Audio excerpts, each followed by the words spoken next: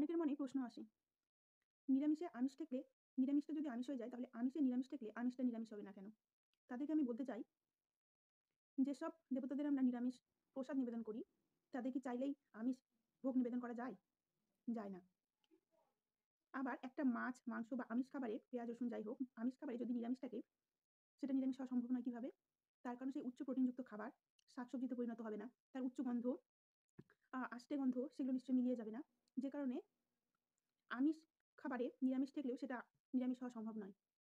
এইবার বলি, নিরামিষ খাবার আমিষ থাকলে সেটা আর নিরামিষ থাকে না কিভাবে? তো যেটা বলছিলাম, ভগবানকে কিন্তু আমরা আমিষ খাবার নিবেদন করতে পারি না। আমার ইচ্ছে হলো বলেই দিতে পারি না। তো যারা নিরামিষ খাবার খায়, তাদের রুচিতে হয়তো হয় না বা নানা রকম অসুবিধার জন্য তারা আমিষ খাবারটা খেতে পারে না। তো তাদের সিদ্ধান্তকে আমাদের সম্মান জানানো উচিত। বারবার যদি হাতও ধুতে হয়, স্নানও করতে হয়, স্নানটার কথা বাদই দিলাম, পরিষ্কার পরিচ্ছন্ন হতে হয়, তো আমাদের কি সমস্যা আছে? যে তাদের যেন খাবারটা নষ্ট না হয়, তারা যেন ঠিকঠাকভাবে খেতে পায়। এই ব্যবস্থাটা আমাদের করে দেওয়া উচিত। তো এতে এত প্রশ্নের কি